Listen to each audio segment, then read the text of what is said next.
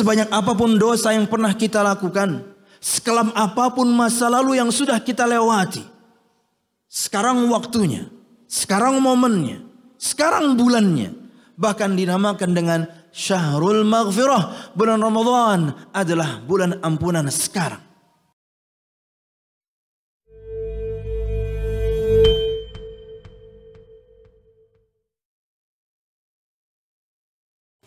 Assalamualaikum warahmatullahi wabarakatuh.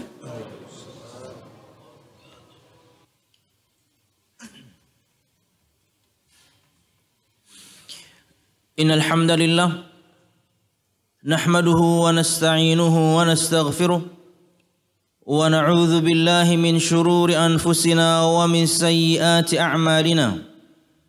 May yahdihillahu fala mudilla lahu ومن يضلل فلا هادي له أشهد أن لا إله إلا الله وحده لا شريك له وأشهد أن محمدا عبده ورسوله. قال الله تعالى في القرآن الكريم أعوذ بالله من الشيطان الرجيم يا أيها الذين آمنوا اتقوا الله حق تقاته ولا تموتن إلا وأنتم مسلمون. يا أيها الناس اتقوا ربكم الذي خلقكم من نفس واحدة وخلق منها زوجها وبث منهما رجالا كثيرا ونساء واتقوا الله الذي تساءلون به والأرحام إن الله كان عليكم رقيبا. يا أيها الذين آمنوا اتقوا الله وقولوا قولا سديدا يصلح لكم أعمالكم ويغفر لكم ذنوبكم ومن يطع الله ورسوله فقد فاز فوزا عظيما. فإن أصدق الحديث كتاب الله وخير الهدي هدي محمد صلى الله عليه وسلم وشر الأمور محدثاتها فإن كل محدثة بدعة وكل بدعة ضلالة وكل ضلالة في النار. أما بعد. Hadirin jamaah Jumat rahimakumullah. Alhamdulillah, segala puji dan syukur marilah kita haturkan kepada Allah Subhanahu wa taala yang telah memberikan kita kenikmatan begitu banyak, di antaranya umur yang panjang, hingga semua kita alhamdulillah kembali mendapati bulan Ramadan. Kita berharap kepada Allah Subhanahu wa taala agar menerima semua amal ibadah kita yang telah lalu dan lebih khususnya adalah di bulan Ramadan ini. Amin ya rabbal alamin. Kemudian salawat serta salam semoga selalu tercurahkan kepada junjungan besar Nabi kita Muhammad sallallahu alaihi wasallam, juga beserta para sahabatnya, keluarganya dan segenap kaum muslimin yang selalu istiqamah berpegang teguh dengan Islam sampai hari kiamat kelak. Hadirin jamaah Jumat rahimakumullah, dalam surah Az-Zumar ayat 53 Allah Subhanahu wa taala berfirman, A'udzu billahi minasyaitonir rajim. Qul ya ibadiyalladzina asrafu ala anfusihim la taqnatu min rahmatillah. Innallaha yaghfirudz dzunuba jami'a innahu huwal ghafurur rahim.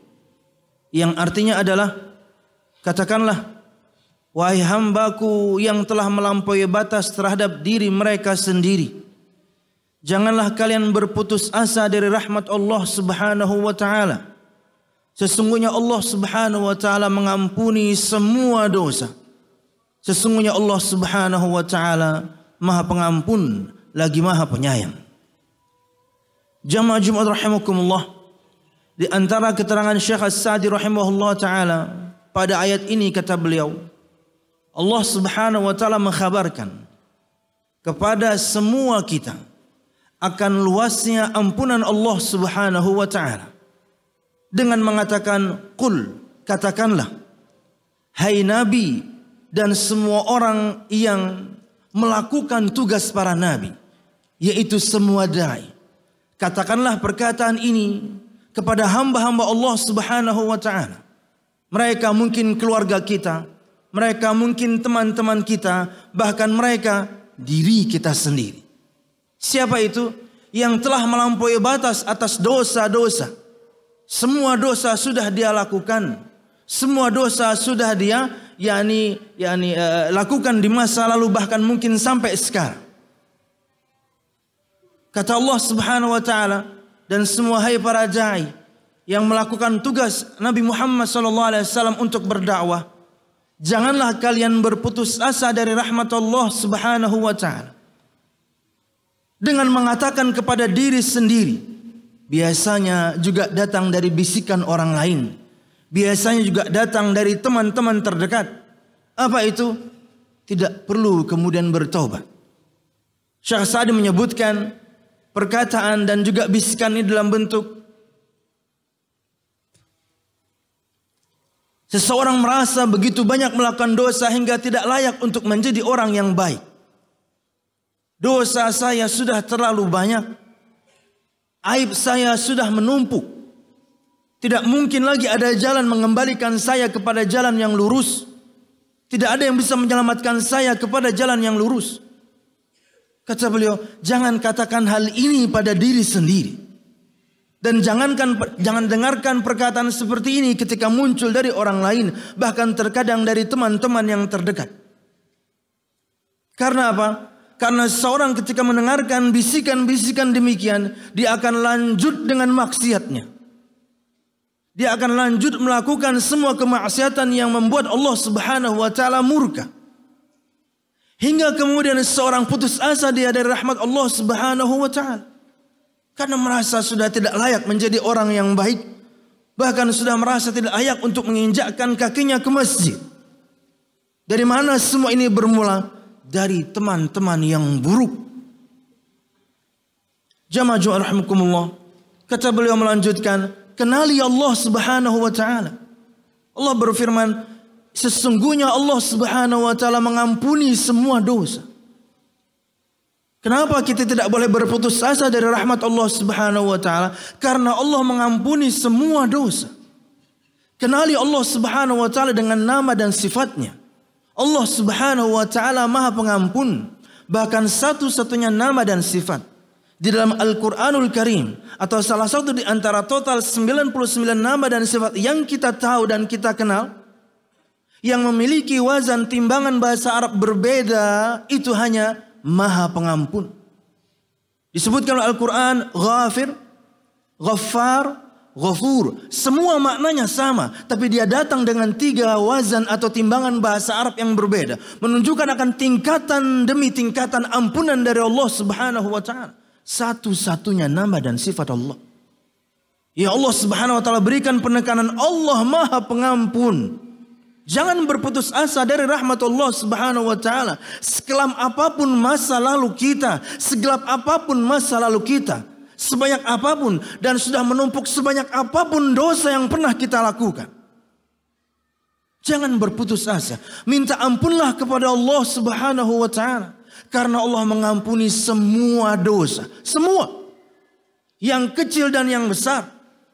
Syirikkah itu, membunuh, berzina, riba, zalim, semua Allah Subhanahu wa taala mengampuni semua dosa, karena Allah Subhanahu wa taala Maha Pengampun dan lagi Maha Penyayang. Bahkan Allah Subhanahu wa taala tidak peduli sebanyak apapun dosa yang kita miliki, selama kita memohon kepada Allah, mengharap kepada Allah Subhanahu wa taala ampunannya. Dalam sebuah hadis qudsi, Allah Subhanahu wa taala berfirman, "Ya ibadi, innaka ma da'awtani wa rajautani ghafartu laka ala ma kana minka wala ubali."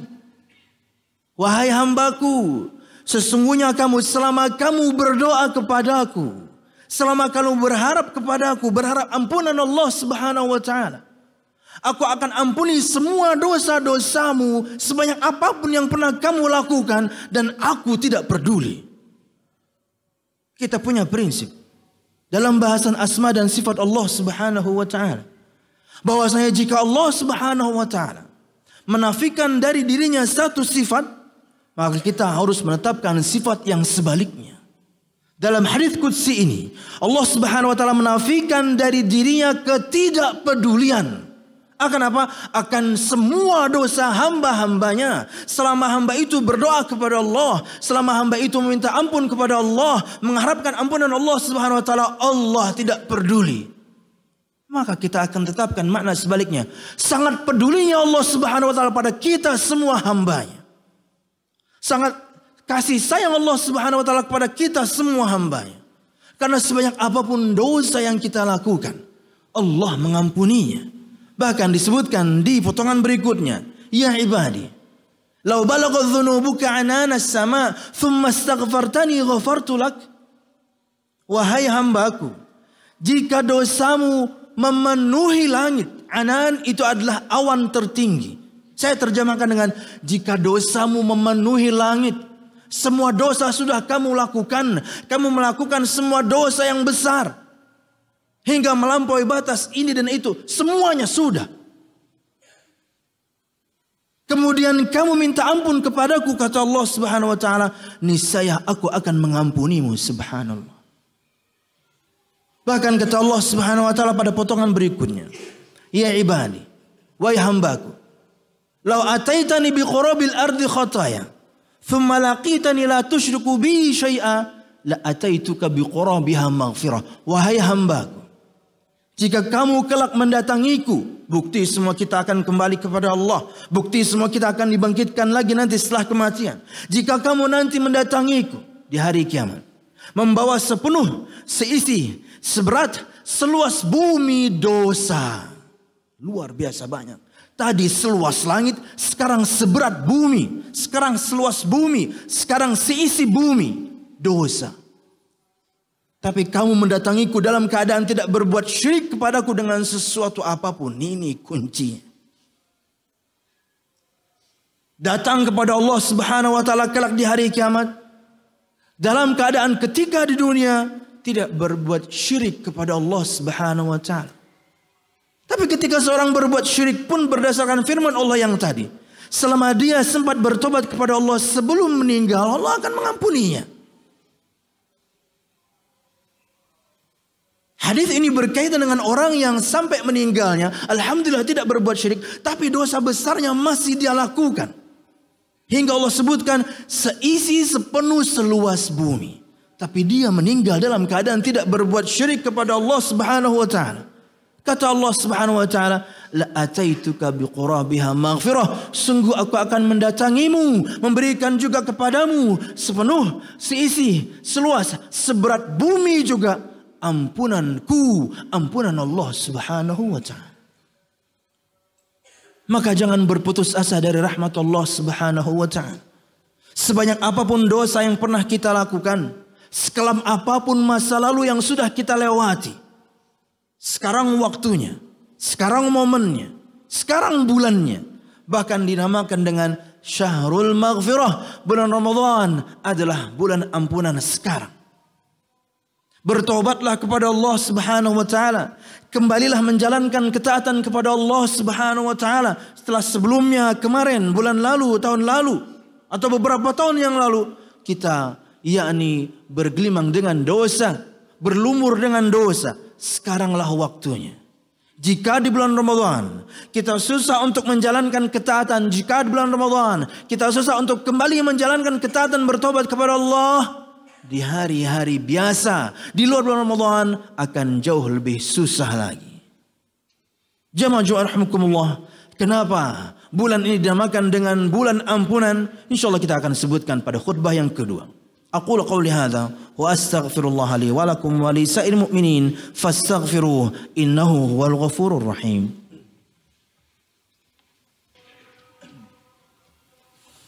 Alhamdulillah. Alhamdulillahilladzi hadana li hadza wa ma kunna linahtadiya laula an hadana Allah.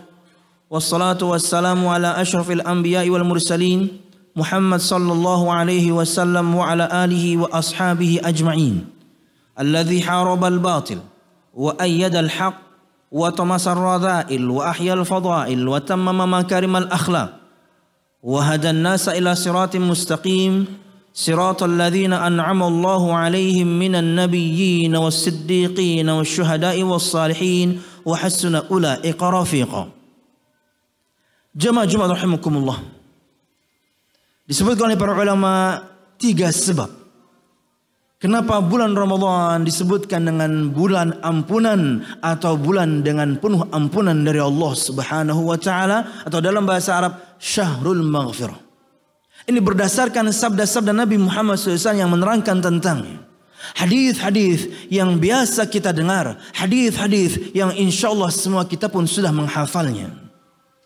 Kata Nabi Muhammad SAW di antara sebab yang pertama, sabda Nabi Muhammad SAW, "Man shama Ramadhana imanan wa ihtisaban, ghufira lahu ma taqaddama min dhanbihi." Yang kedua, "Man qama Ramadhana imanan wa ihtisaban, ghufira lahu ma taqaddama min dhanbihi." Yang ketiga, "Man qama lailatal qadri imanan wa ihtisaban, ghufira lahu ma taqaddama min dhanbihi." Kata Nabi Muhammad SAW, barang siapa yang berpuasa di bulan Ramadan dengan keimanan, yakin akan disyariatkannya puasa tersebut, yakin akan pahala dari Allah Subhanahu wa taala, yakin akan janji Allah Subhanahu wa taala untuk para pelakunya, wahtisaban, dan mengharap pahala kepada Allah Subhanahu wa taala, hingga dia melakukan puasa jauh dari perbuatan riya, jauh dari perbuatan sum'ah, jauh dari ingin dipuji orang, dipandang orang, dilihat orang, betul-betul lillahi ta'ala. Kata Nabi Muhammad SAW, "Ghufira lahu ma taqaddama min dhanbih," diampuni untuknya semua yang telah lalu dari dosa-dosanya. Inilah janji Allah Subhanahu wa taala yang disebutkan di awal. Imanan, berpuasa Ramadan dengan keimanan, yakin akan janji Allah Subhanahu wa taala untuk para pelakunya, yaitu yang berpuasa apa? Diampuni dosa. Harus yakin kita bahwasanya puasa yang kita lakukan selama ini sampai detik ini mendatangkan ampunan dari Allah Subhanahu wa taala. Yang kedua, barang siapa yang menegakkan salat di bulan Ramadan, maksudnya salat tarawih, dengan keimanan dan juga ihtisab, dengan makna yang sama yang kita sebutkan di awal, diampuni untuknya semua yang telah lalu dari dosa-dosanya. Dan yang ketiga, lebih spesifik lagi, kenapa bulan ini disebutkan dengan bulan ampunan, Syahrul Maghfirah? Sabda Nabi Muhammad SAW berkaitan dengan keutamaan 10 malam terakhir di bulan Ramadan. Kata Nabi Muhammad SAW, barang siapa yang menegakkan malam, bisa dengan salat, bisa dengan doa, bisa dengan zikir, bisa dengan baca Al-Quran dan ketaatan yang lain. Ya. Barang siapa yang menegakkan Lailatul Qadri, menegakkan peribadatan di malam Lailatul Qadar. Dan Lailatul Qadar adanya di 10 malam terakhir di bulan Ramadan. Kata Nabi Muhammad SAW, "Ghufira lahu ma taqaddama min dhanbih," diampuni untuknya semua yang telah lalu dari dosa-dosanya. Subhanallah. Inilah bulan ampunan. Inilah bulan Ramadan, di mana mudah sekali untuk kita menjalankan ketaatan, mudah sekali untuk kita melakukan kebaikan, dibukakan untuk kita begitu banyak pintu-pintu kebaikan, maka lakukanlah. Pilihlah bulan ini untuk bertaubat kepada Allah Subhanahu wa taala dari semua dosa-dosa yang pernah kita lakukan, sekalipun ia adalah syirik kepada Allah Subhanahu wa taala. Sekarang waktunya untuk bertaubat. Dan jangan pernah berputus asa dari rahmat Allah Subhanahu wa taala hingga Anda lanjut dengan maksiat, jangan. Dan jauhi itu teman-teman yang buruk, yang selalu membisikkan hal-hal yang buruk, yang membuat kita pesimis, yang membuat kita putus asa, hingga kemudian kita lanjut dengan kemaksiatan tersebut, bahkan kemudian maksiat-maksiat yang lain, hingga Allah begitu murka. Tinggalkan teman-teman yang buruk. Terkadang bisikan bukan dari syaitan, dari kalangan jin, tapi terkadang dia syaitan dari kalangan manusia. Wallahu a'lam bishawab. Kita berdoa kepada Allah Subhanahu wa taala. Semoga Allah Subhanahu wa taala selalu mudahkan untuk kita melakukan amal saleh tidak hanya di bulan Ramadan tapi juga kemudian di bulan selain bulan Ramadan. Amin ya rabbal alamin. Dan juga semoga Allah Subhanahu wa taala mudahkan untuk kita meninggalkan kemaksiatan, meninggalkan keburukan, meninggalkan komunitas yang buruk, meninggalkan teman yang buruk dan semua yang buruk hingga kita tidak putus asa dari rahmat Allah Subhanahu wa taala. Amin ya rabbal alamin. اللهم اقسم لنا من خشيتك ما تحول به بيننا وبين معصيتك ومن طاعتك ما تبلغنا به جنتك ومن اليقين ما تهون به علينا مصائب الدنيا ومتعنا الله بأسماعنا وأبصارنا وقواتنا أبدا ما أحييتنا واجعله الوارث منا واجعل ثأرنا على من ظلم يا أرحم الراحمين ربنا هب لنا من أزواجنا وذرياتنا قرة أعين واجعلنا للمتقين إماما ربنا لا تزغ قلوبنا بعد إذ هديتنا وهب لنا من لدنك رحمة إنك أنت الوهاب اللهم إنا نسألك حسن الخاتمة ونعوذ بك من سوء الخاتمة يا أرحم الراحمين اللهم إنا نسألك الجنة وما قرب إليها من قول أو عمل ونعوذ بك من النار وما قرب إليها من قول أو عمل ربنا آتنا في الدنيا حسنة وفي الآخرة حسنة وقنا عذاب النار سبحان ربك رب العزة عما يصفون والسلام على المرسلين والحمد لله رب العالمين.